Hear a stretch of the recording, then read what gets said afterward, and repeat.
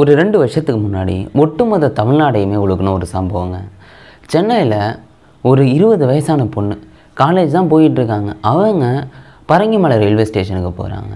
அங்கே ஒரு பையன் பிடிச்சி தள்ளி விட்றான். இது பயங்கர கேஸாக மாறுது. எல்லா இடங்கள்லையும் அப்போ வந்து பேசுகிறாங்க.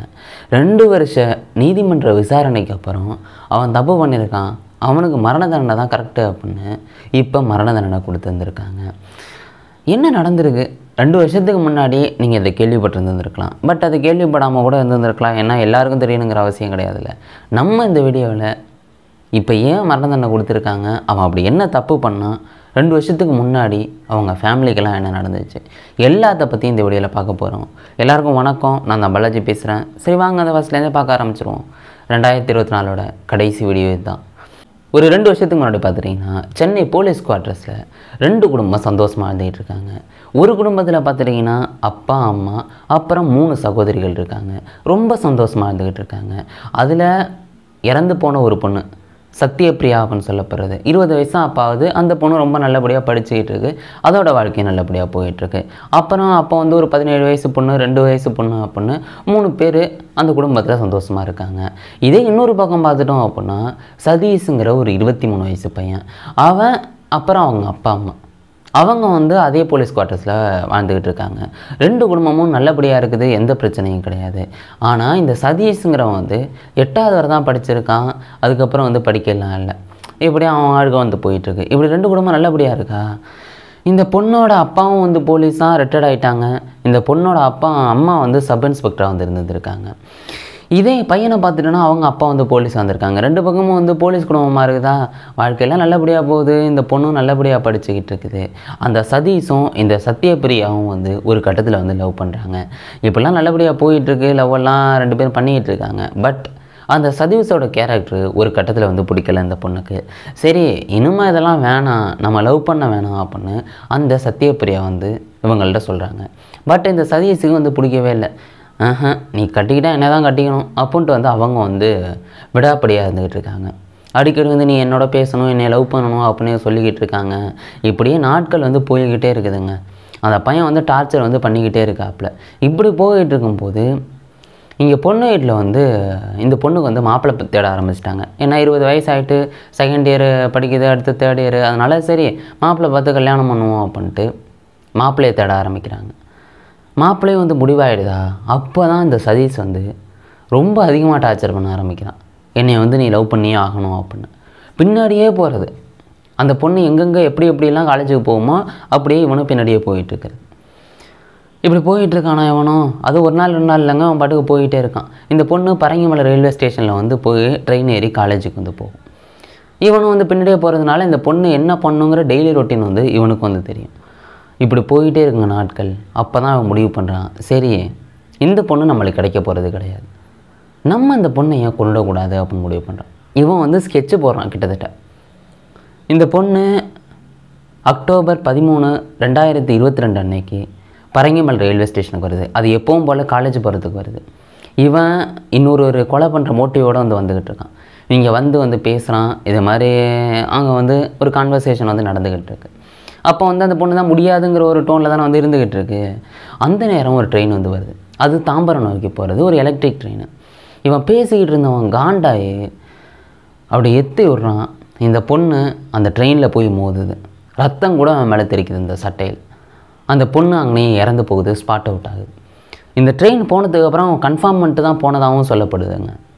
அந்த பொண்ணு இறந்தவன வந்து ஓடி போயிடுறான். இந்த பொண்ணோட ஃப்ரெண்ட்ஸ் எல்லாம் அங்கே தான் வந்து இருந்துருக்காங்க. உடனே வந்து ஹாஸ்பிட்டலு இதெல்லாம் கூட்டு போக வேண்டிய அவசியமே இல்லை. ஏன் தெரியுமா? அதான் சொன்னேனே, ஸ்பாட் அவுட் ஆகிட்டு. உடனே வந்து அப்பா அம்மாவுக்கு இன்ஃபார்ம் பண்ணுறாங்க. இது எல்லாமே நடக்குது. ரொம்ப அழுக ஆரம்பிக்கிறாங்க, என் பொண்ணுக்கு அப்படி ஆகிட்டு அப்படின்னு. அந்த அப்பா வந்து கிட்டத்தட்ட மனசு உடஞ்சி போயிட்டாங்க. என்னடா அது, நம்ம பொண்ணு கஷ்டப்பட்டு படிக்க வச்சோம், அப்படி வளர்த்தோம், இப்படி ஆகிட்டு அப்படின்னு அவங்க நினச்சிக்கிட்டு இருக்காங்க. போலீஸ் வந்து பார்த்துட்டு என்னது இப்படி நடந்துட்டு, யார் பண்ணா அப்படின்னு உடனே சிசிடிவி செக் பண்ண ஆரம்பிக்கிறாங்க.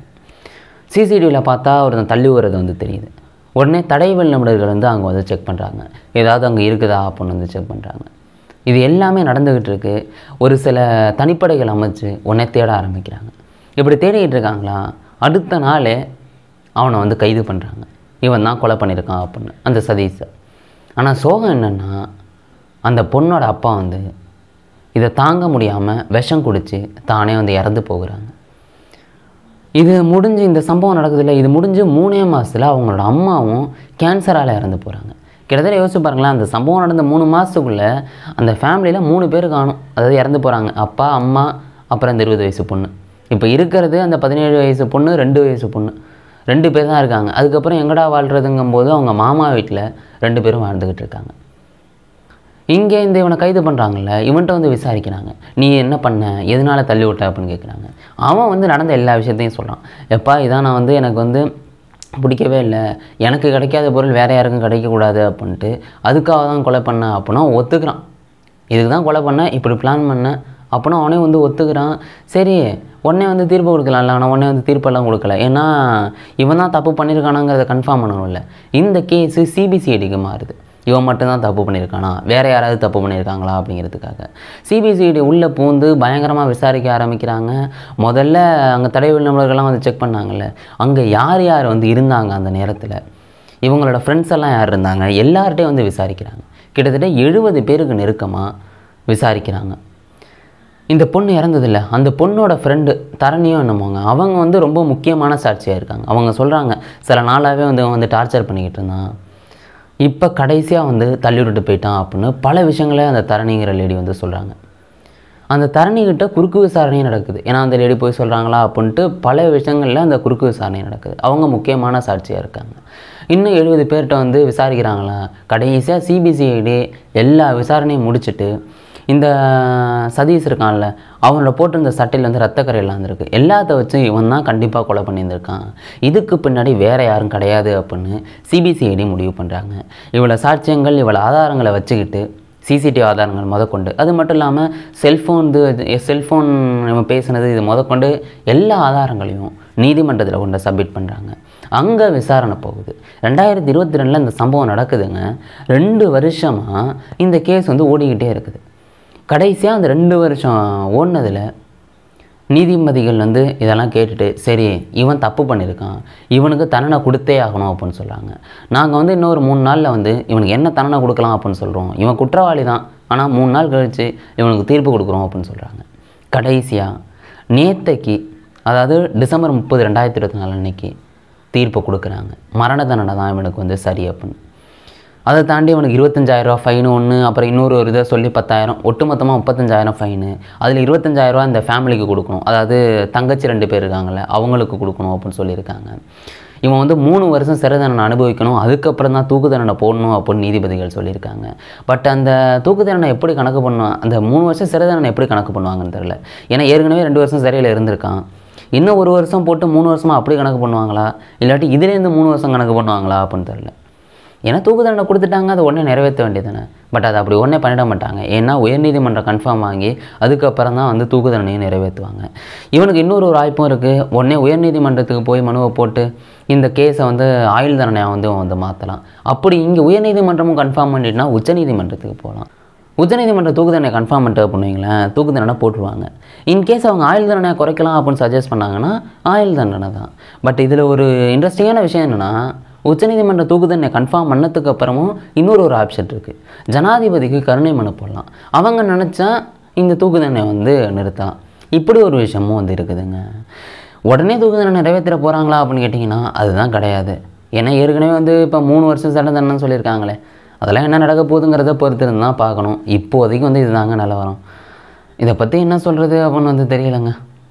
ஏன்னா நீதிமன்றம் வந்து இன்னொன்று கூட சொல்லியிருக்கு, அந்த 2 பொண்ணுக்கு கவர்மெண்ட் சர்வாக 10 லட்சம் கொடுக்கணும் அப்படின்னு. இந்த சம்பவத்தை பற்றி என்னங்க நினைக்கிறீங்க? ஒவ்வொரு வருஷமும் இந்த மாதிரி ஒரு சம்பவம் ஏதோ நடந்துக்கிட்டு தானே இருக்குது. உங்களுக்கு என்ன தோணுதோ அதை கீழே காணணுங்க. நாளைக்கு இன்னொரு வீடியோவில் நான் உங்களை சந்திக்கிறேன். அடுத்த வருஷம் உங்களை சந்திக்கிறேன். Bye guys.